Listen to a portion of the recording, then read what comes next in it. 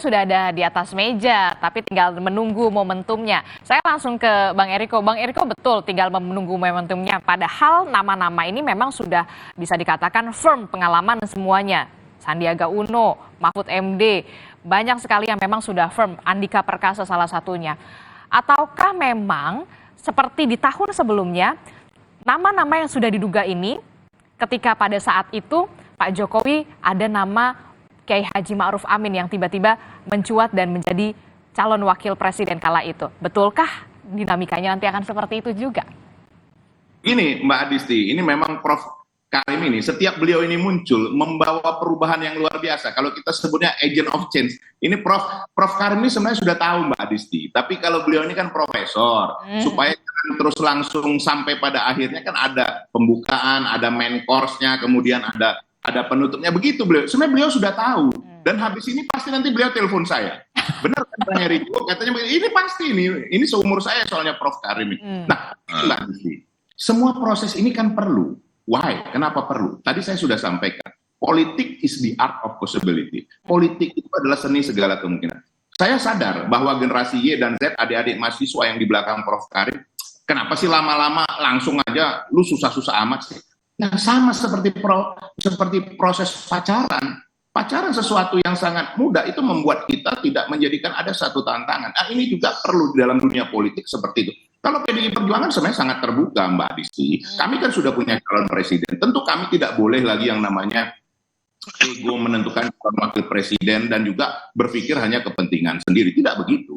Ibu Mega selalu menerapkan yang namanya duduk sama rendah, berdiri sama tinggi. Boleh ditanyakan dengan Perindo, P3 dan juga Hanura, bagaimana mereka berbicara dari hati ke hati dalam ruang yang terbatas ya, seperti menentukan ketuanya, wakil ketua. Nah, begitu juga nanti menentukan calon wakil presiden. Pengalaman 2014-2019 itu duduk bersama dan menentukan pada saat-saat terakhir. Ini bisa saja pada saat-saat terakhir, tapi bisa saja mendahului. Kan tidak ada yang mustahil dalam hal itu. Tapi satu hal yang pasti harus kita ingat, Mbak Adisti, bahwa peran semua ketua umum dan Bapak Presiden Joko Widodo itu penting sekali. Beliau kan presiden incumbent, yang mana 82% rakyat memilih bahwa apa yang dilakukan Bapak Presiden Joko Widodo itu harus diteruskan, dilanjutkan, dan diperbaiki lebih baik lagi, dibenahi lebih baik lagi. Nah, itu tidak kita bisa pungkiri. Dan terakhir tentu dengan Mas Ganjar harus ada istri yang dikatakan Prof. Karim tadi. Jadi sekali lagi, sebenarnya kalau saya mau menyampaikan di sini, ini bukan misteri lagi, Bung Dev juga sudah tahu. Calon-calonnya kan hanya itu saja. Ya, dan yang paling mungkin nanti yang tidak, tadi kita sudah bahas di balik di balik kamera ini kan tidak perlu kita dahului, biar Prof. Karim lah nanti yang menyampaikan kan begitu kan. Bahwa ini menarik. Tadi adik-adik mahasiswa sudah mengusulkan hal seperti itu. Ya, tidak ada yang tidak mungkin. Semua mungkin, Mbak Adisti. Itu yang bisa saya. Oke, tapi kan kalau tadi Bung Eriko mengatakan kalau harus PDKT dulu, tapi kalau PDKT-nya kelamaan, lama-lama bisa dikatakan Pak Sandiaga Uno yang di dalam koalisi Ganjar Pranowo juga kemudian bisa dikatakan harap-harap cemas nih H2AC, pilih nggak ya? Maksud Mbak Adisti mau membentuk lagi poros baru lagi? Bukan tidak mungkin ya, semua masih mungkin. Tetapi menurut saya, ini pandangan boleh kan? Ini menurut pandangan pribadi saya, dalam situasi seperti ini sudah tidak pas lagi untuk membentuk poros baru. Malah porosnya dari 3 menjadi 2 itu mungkin. Nah, itu dia tuh menarik. Tidak mungkin membuat poros baru, bahkan bisa jadi bukan tidak mungkin ya, sudah sangat kecil kemungkinannya. Oke, gitu, kecil kemungkinannya ada poros baru. Justru yang buka peluang adalah 2 poros. Nah, Bung Dev, kalau melihat 2 poros nih ya kan, bisa jadi jangan-jangan malah Prabowo Ganjar malah kerjasama. Jadi satu poros. Gabung. Iya. Satu poros. Iya. Ya, tadi seperti yang disampaikan oleh Bang Eriko ataupun Prof. Karim ya, di dalam politik Indonesia ini kan di atas possibility-nya sangat kencang, sangat kuat. Jadi ya, dan juga semuanya kan menginginkan kemenangan. Nah, tergantung diskusi akhirnya saja. Tapi kalau saya sih meyakini bahwa langkah apapun diambil oleh para calon presiden ini pasti akan melibatkan para mitra koalisinya, apalagi di dalam koalisinya Pak Prabowo ini kan cukup besar. Ada partai-partai besar di baik parlemen ataupun non parlemen yang tergabung di dalam situ. Jadi sebelum membuat satu keputusan, apalagi keputusan yang sangat strategis, pasti akan dibahas terlebih dahulu karena tidak ingin ada kekecewaan dan kekisruhan yang menyebabkan seperti misalnya kemarin Demokrat hengkang dari koalisi perubahan. Nah, tapi yang kita bingung juga dari tadi Bang Eriko ngomong perubahan terus nih, ini ada maksud apa lagi kan ya? Nah, Ada maksud apa nih? ada maksud apa yang mau dirubah di Bang Eriko gitu. Tapi nggak gini lah ya, yang pasti segala macam keputusan strategis itu akan dibahas terlebih dahulu sebelum diputuskan, karena ini akan berdampak kepada semuanya. Oke, Prof Karim melihatnya seperti apa? Kalau tadi Bung Eriko mengatakan kalau ada poros baru, ya kecil lah kemungkinannya justru malah bisa jadi 2 poros. Apa jangan-jangan nantinya 2 kubu ini akan bersatu gitu? Walaupun memang awalnya ya 2 putaran lah gitu lah. Ya, saya sepaham ya, membentuk poros baru itu bisa saja, tetapi poros itu artinya bisa jadi malah terperosok gitu di saat-saat akhir ini, itu yang pertama. Yang kedua, kemungkinan 3 jadi 2 sangat mungkin. Sebab apa? Dari tone nada politik, bahasa politik, itu kan hampir sama. Pak Prabowo adalah satu-satunya baca pres yang paling nyaring menyuarakan, meneruskan kinerjanya Pak Jokowi. Kalau bukan meneruskan, apalagi bahasa yang digunakan oleh PDIP. Jadi maka menurut saya, Ganjar Prabowo atau Prabowo Pranowo atau Prabowo Subi Ganjar itu sangat mungkin. Dan itu sebenarnya yang menjadi teka-teki dari political dancing terakhir ini. Itu ya. Sebab apa? Sebab koalisi ini kan sudah terbangun lama gitu ya. Kecuali kalau misalnya diksi yang dipilih oleh salah satu dari 2 ini ganti, misalnya tidak continuity tapi seperti di sebelah misalnya. Perubahan gitu ya. Ya. Makanya dari itu ya dalam teori pun ada cooperation gitu ya. Berkooperasi sekaligus berkompetisi gitu. Sebab faktanya meskipun Pak Prabowo matang gitu ya, Pak Ganjar matang, tapi kan dua-duanya datang dari belahan yang berbeda. Satu militernya yang panjang, satu pengalaman sipil. Jadi ini 2 tokoh ini akan sharing tiket yang sangat bagus, baik dari sisi kompetensi, pengalaman, geografi. Ya tinggal ya bicara aja lah, colek-colekan para ketum ini enaknya gimana nih, siapa yang nomor 1, siapa nomor 2. Nah kan? itu yang sulit, masalahnya dua-duanya mau jadi nomor 1, Prof Karim. Sesimpel itu sebenarnya. Ya tinggal sekarang sama-sama menyanyikan lagu Mari Menanti Kejujuran, Mengharapkan Kepastian. Itu aja sih lagunya. Menanti kejujuran, mengharapkan kepastian. Tapi ini juga yang menjadi sulit kan. Kemudian pasti dua-duanya mau jadi nomor 1 nih Prof Karim. Adisti, kalau ada kemauan pasti terbuka jalan gitu ya. Itu aja. Tinggal siapa yang mau ya. Iya.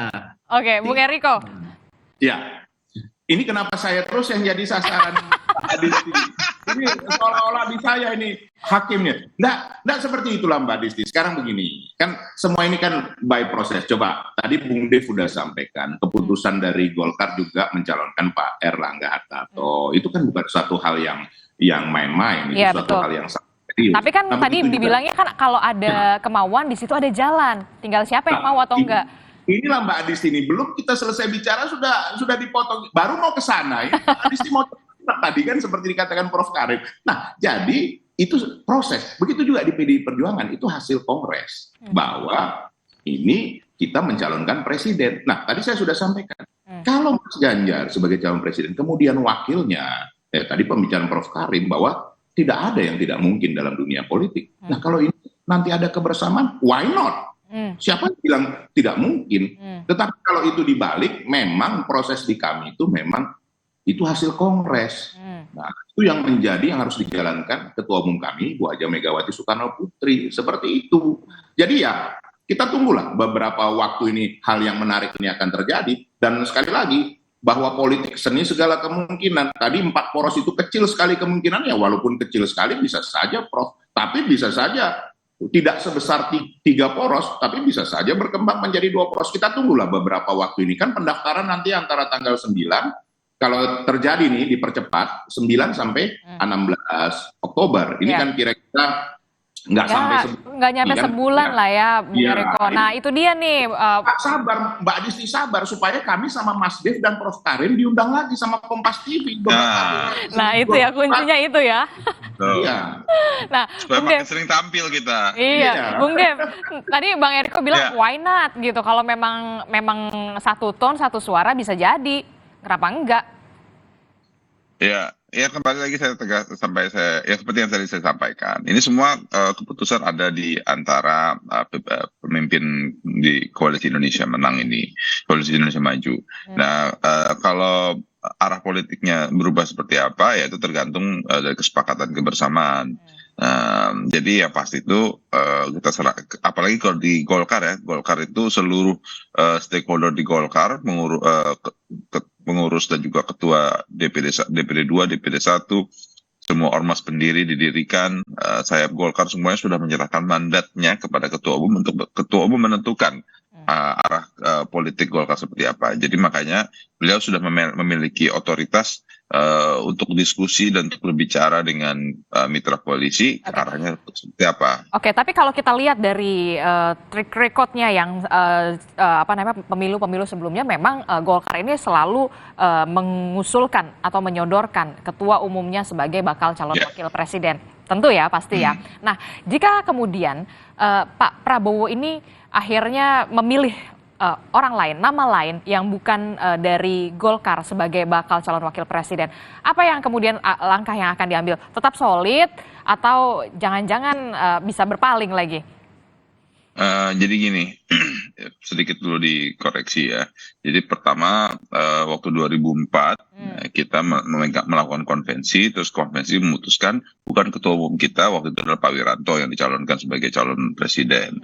Nah, 2009 kita mendorong Pak Yusuf Kalla sebagai calon presiden waktu itu ketua umum. Betul. 2014 kita menyepakati untuk mendukung Pak Prabowo pada saat itu sebagai calon presiden. 2019 pun juga dari awal-awal sebelum Munas Golkar bahkan ya kita sudah menyatakan mendukung Pak Jokowi sebagai calon presiden. Jadi kalau dibilang kata setiap pemilu Golkar selalu mendorong ketua umum, tidak. Tapi memang yang terbaik adalah bagi partai ya organisasi apapun pasti ketua umumnya untuk kita calonkan. Nah, keputusan kembali lagi saya sampaikan sekarang ini ketua umum sudah memegang mandat dari seluruh partai, dari seluruh elemen partai, dari seluruh dari tingkat bawah dan tingkat dari samping, semua sudah menyerahkan mandat ketua umum untuk ketua umum berbicara dengan mitra koalisi untuk menentukan pilihannya. Nah, ya tentu kita tetap mendorong dan berharap bahwa Pak Erlangga adalah yang terbaik untuk mendampingi Pak Prabowo. Nah, cuman yang kembali lagi bahwa itu semua keputusan ada di antara koalisi untuk menentukan arah yang terbaik demi kita bisa menggapai kemenangan. Oke, itu dia yang menjadi kunci lah ya. Apakah mungkin harus digodok ulang karena memang ada member baru, bisa dikatakan bahkan kemarin Ketua Majelis Tinggi Partai Demokrat Susilo Bambang Yudhoyono bertemu langsung oleh Pak Prabowo di Hambalang akhir pekan lalu. Apakah ini yang digodok dulu tim pemenangannya dulu nih yang senior yang untuk maju? Maksudnya ketua timnya gitu, Iya betul, tim pemenangannya dulu yang ya itu pasti pembahasannya juga dilakukan secara bersamaan ya, karena kan seperti tadi saya sampaikan ini kan harus semua saling berkaitan. Pasangannya ini harus pasangan yang paling terbaik, yang paling bisa diterima masyarakat. Terus juga tim sesnya ini juga paling harus mengerti kemauan pasarnya seperti apa ya. Ya seperti kayak mau perusahaan lah, kalau CEO-nya itu nggak mengerti pasar ya, tapi CEO-nya mungkin ahli di bidang marketing tapi tidak mengerti pasar, ya pasti sulit untuk menjualkan produknya kan. Nah sama juga seperti di dalam capresan ini, seorang ketua tim sesnya itu yang harus benar-benar mengerti keinginan pasar seperti apa untuk bisa menawarkan produknya ini kepada masyarakat, yaitu pemilih kita. Oke, Prof Karim, bagaimana Anda mencermati soal ini? Apakah mungkin kemudian kubu dari Koalisi Indonesia Maju ini memang tengah menggodok siapa sih yang akan maju sebagai tim pemenangannya? Seperti yang tadi Bung Dev bilang, harus tahu kemauan pasarnya dulu nih. Oh ya, tentu saja ya, karena Karena kan keputusan partai ini akan diuji oleh selera pasar, itu pasti ya. Tetapi tadi dari apa yang dikatakan Bang Dep, sebenarnya kan muncul peluang baru, misalnya Pak Erlangga sebagai pimpinan partai besar di Indonesia, sebagai pemegang partai, pemegang mandat untuk pencapresan ini kan bisa saja misalnya akhirnya memutuskan mencalonkan kadernya, bisa saja yang lain siapa saja saya tidak tahu gitu ya. Itu juga opsi yang lain gitu ya. Tetapi yang pasti dari pembicaraan Bang Dev, kemudian Bang Eriko, saya pikir sama tone-nya bahwa koalisi ini bersabar, hati-hati memasangkan dua tokoh ini karena koalisi ini bukan sekedar ingin ikut serta dalam pilpres, tetapi ingin memenangkannya. Kalau sekedar ikut serta saya pikir nggak akan susah-susah, tapi karena ingin memenangkannya maka ini harus sabar dan toleran, itu yang kedua. Tapi yang ketiga, kita tidak lupa pula bahwa Indonesia ini kan sangat sulit dilangkum dalam dua tokoh. Padahal kehadiran dua tokoh ini bukan saja mereka dihandalkan sebagai pekerja untuk mewakili dan untuk atas nama Indonesia, tapi juga merepresentasikan keberagaman, kemajukan, harapan, ketakutan, kecemasan seluruh rakyat Indonesia. Jadi sebenarnya ini langkah yang pas gitu ya. Nah, perkara misalnya masih ada 10 hari, seminggu, 2 minggu, menurut saya bukan jadi soal. Yang jadi soal utamanya adalah bagaimana para elit partai ini benar-benar memasang telinga, kuping, dan perasaannya agar apa yang dirasakan oleh publik ini benar-benar termagnitudekan ke dalam keputusan yang diambil. Sebab cawapres ini kan tidak bisa asal-asalan, kan itu jabatan politik tertinggi gitu ya. Jabatan politik tertinggi tidak ada lagi, sehingga ya tidak cukup hanya mereka yang bisa golep rambut gitu ya. Tapi benar-benar harus teruji karena ini bukan soal fragmen, meskipun ada sisi-sisi fragmentasinya. Oke. Itu Adisi ya. Oke, itu tadi yang juga sudah disampaikan oleh Prof. Karim. Silakan, Bung Eriko. Ya, itu saya senangnya dengan Prof. Karim ini ya, selalu beliau memang hatinya ada di kami. Coba selalu kan ada 3 hal kan begitu. Itu benar tuh Prof. Karim ya, memang itu nantinya ya, sekarang pun menguat ketiga kan, kira-kira begitu Prof. Karim. Ini sebenarnya Mbak Dista, kenapa proses ini kesannya seolah-olah terlalu lama? Saya jawab kepada adik-adik mahasiswa pada generasi muda yang nanti 56,45% yang akan memilih di masa mendatang. Ini mau memilih seseorang yang terbaik dari yang terbaik. Di antara 273 juta jiwa masyarakat Indonesia. Sekali lagi, kita tidak boleh lupa bahwa yang menentukan ini, betul para ketua umum mengajukan calon presiden dan wakil presiden. Satu partai atau sejumlah partai. Tetapi yang memilih ini adalah rakyat Indonesia. Memilih yang terbaik dari yang terbaik. Yang ada di hati masyarakat Indonesia, rakyat Indonesia. Itu tidak mudah. Yang kedua apa? Yang kedua, ini harus juga memiliki kemampuan yang luar biasa. Coba bayangkan tantangan ke depan nih, Pak Jokowi sudah sampaikan 13 tahun ke depan yang paling penting untuk Indonesia bisa menjadi kekuatan nanti keempat terbesar di dunia di tahun era anak-anak muda kita ini di 2045 Indonesia Emas. Nah yang ketiga, ini harus sinkron dengan Mas Ganjar, saling melengkapi, tapi tidak boleh mendahului. Tadi yang disampaikan Prof. Karim, tidak boleh dia di depan cawapresnya, tetapi dia juga harus siap kalau ada hal pada saat di mana presiden keluar negeri, di mana presiden katakan jauh-jauh lah seperti itu sakit atau apa, dia bisa mengcover ini. Nah ini yang memang kita tunggu. Jadi proses ini Mbak Adista, kalau menurut dugaan saya, sekali lagi saya tidak begitu suka sebenarnya menduga-duga, walaupun nama saya Riko Sotarduga, ini menarik nih dalam beberapa waktu ini. Makanya Mbak Adista, tiap minggu undanglah kami bersama. Oke, nah ini singkat saja. Kalau misalkan tadi dibilang harus sinkron begitu, kalau P3 sendiri bahkan sudah menyebut 2 nama sebenarnya. Ada Pak Sandiaga Uno dan juga Mahfud MD. Kalau dari PDI Perjuangan sendiri, siapa yang kemudian betul-betul diperhitungkan saat ini? 2 nama. Sekali lagi, kalau kami di internal kami tidak mau terlalu jauh membahas itu, biarlah itu adalah wewenang ketua umum. Karena kenapa? Kami tidak boleh egois, Mbak Adista. Kami ada Mas Ganjar. Biarlah ketua umum dengan para ketua umum, dengan nanti Bapak Presiden Joko Widodo dan Mas Ganjar Pranowo yang nanti akan menentukannya. Kami ini siapapun yang ditentukan, kita siap untuk maju. Kami sudah mengalami dikeroyok di tahun 2014 dan kami siap juga di tahun 2024 ini. Ya, oke. Singkat Bang Dev, kalau di Koalisi Indonesia Maju, boleh 2 nama, kira-kira siapa yang paling diperhitungkan?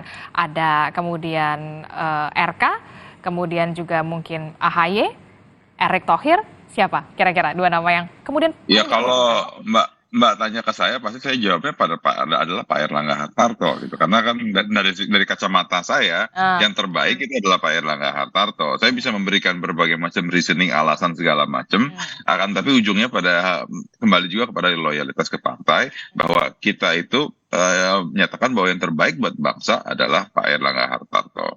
Oke, kita akan tunggu bagaimana kemudian dinamika-dinamika politik yang masih bisa dikatakan cukup cair dan juga apalagi menjelang Rapimnas Partai Demokrat, kita akan lihat bagaimana nantinya dinamikanya. Terima kasih sudah ada Ketua DPP PDI Perjuangan, Bung Eriko Sotarduga, dan juga ada Ketua DPP Partai Golkar, Bung Dev Laksono, dan juga ada pakar komunikasi politik dari Universitas Pendidikan Indonesia, Prof. Karim Suryadi telah bergabung bersama kami. Terima kasih Bang Dev, Bang Eriko. Terima kasih Bapak-Bapak, kita akan ketemu lagi di lain kesempatan ya. Adik-adik mahasiswa yang ada di belakang. Baik, terima kasih.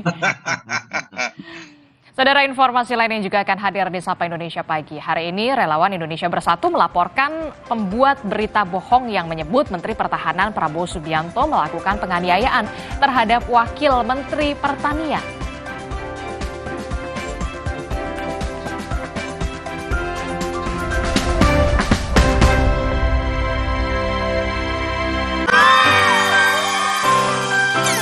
Jangan ada batuk di antara kita.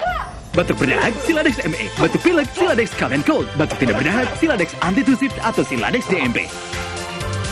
Siladex, aktif redakan batuk. Produksi Konimex.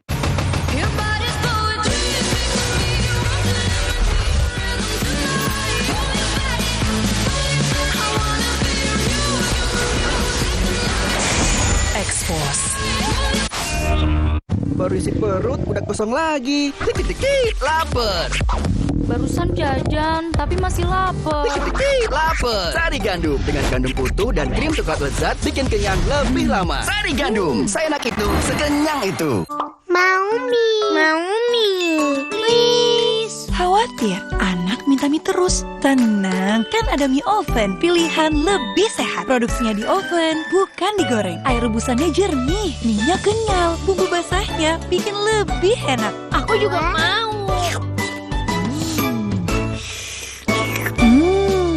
Enak. Mau lagi. Boleh, asal mie oven, minyak lurus, lebih sehat, enak lagi. Aku pikir semua air mineral itu sama. Le mineral itu beda. Le Mineral memang berbeda. Setiap tetesnya mengandung mineral esensial seimbang yang penting untuk tubuh dan juga membuat rasa airnya lebih segar. Segernya. Le Mineral.